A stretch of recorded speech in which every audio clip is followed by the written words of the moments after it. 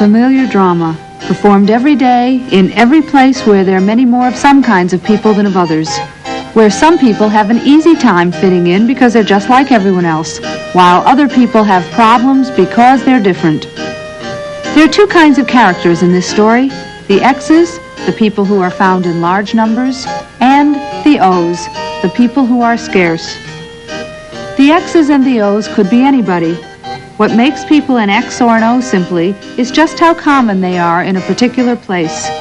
From then on, they play a role that may have little to do with what they're really like as people. The O's seem different just because there are so few of them compared to the X's. If you've ever felt different from the people around you for any reason, race, sex, age, size, language, job, or technical specialty, you'll know what I mean.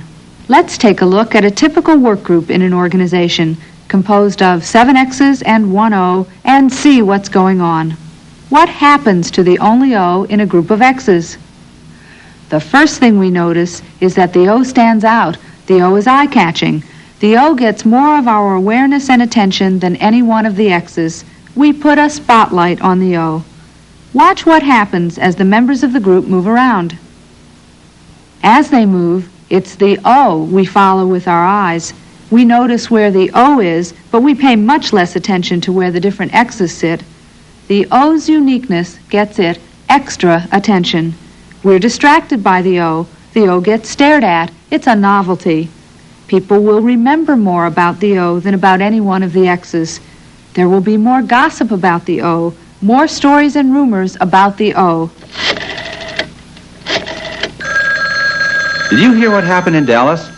I heard they gave that sales job to an O. No kidding. What's going to happen next? I don't know, but I sure hope I don't have to work for one. The O is always performing in the spotlight. Everything the O does is subject to public scrutiny.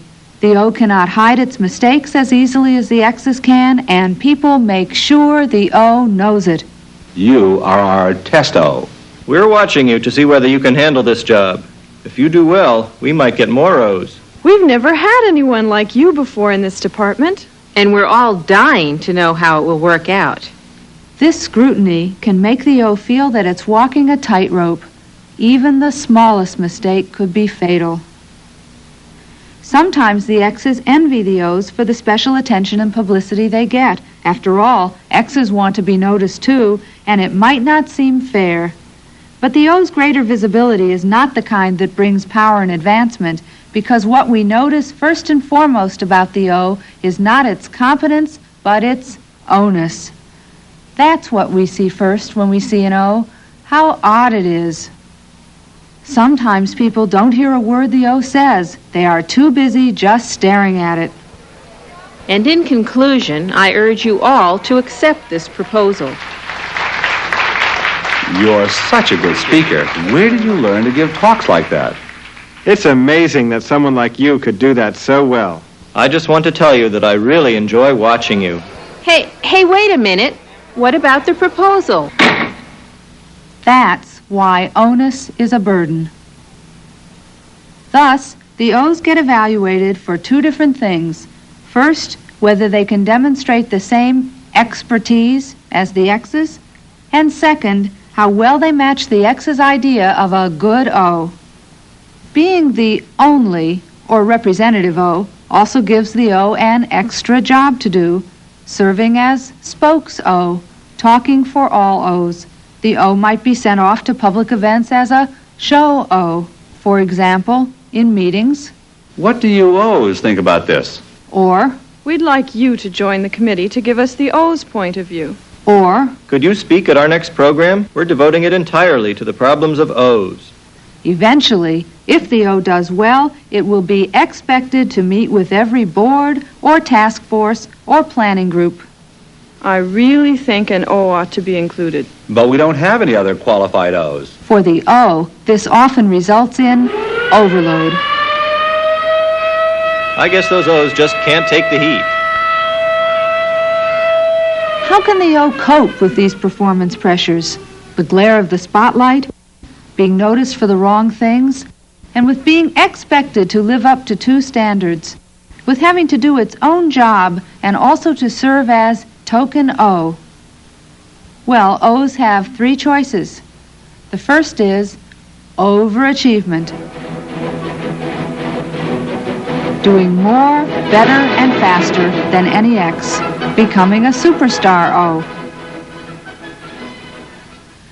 A few very talented O's have always been able to make it this way among the X's, but not all O's can be superstars, just as not all X's are geniuses.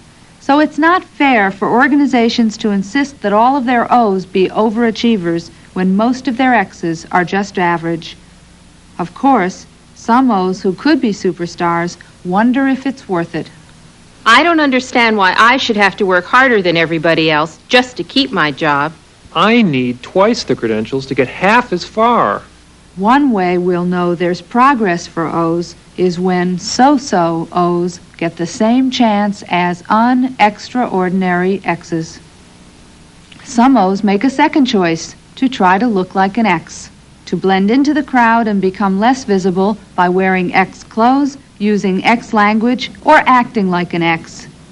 But this can also create problems. The X's don't always accept this.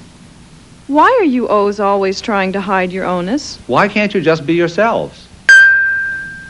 So some O's make a third choice, to hide behind an X, to try to avoid competition altogether and step out of the spotlight by taking a job behind the scenes. This takes away the stress of performing under constant pressure. The O can be just an assistant, the person who writes the report but doesn't deliver it in public. Some O's have always settled for helping someone else advance. You know what they say. Behind every great X is an O. This choice, dropping out, leads to a popular conclusion. O's fear success. But you can see that what O's fear isn't success, it's too much visibility. The extra performance pressures that come with being the only.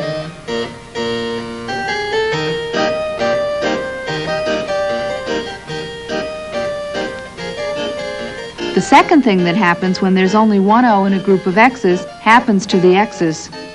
If a group is made up of all X's, we're much more likely to notice the differences among them than we are when we're busy watching an O. In fact, when there is an O, it makes the X's more of a group. Suddenly they look more alike than they otherwise would. The difference between any X and the O is so great that it overwhelms the differences among the X's. It's a contrast effect. The presence of one thing that's different makes the others a category by contrast. Actually, the X's never knew they had so much in common until the O walked into the room. X's all these years have not been going around saying, "We're the X's around here." They were just people doing their jobs. But when an O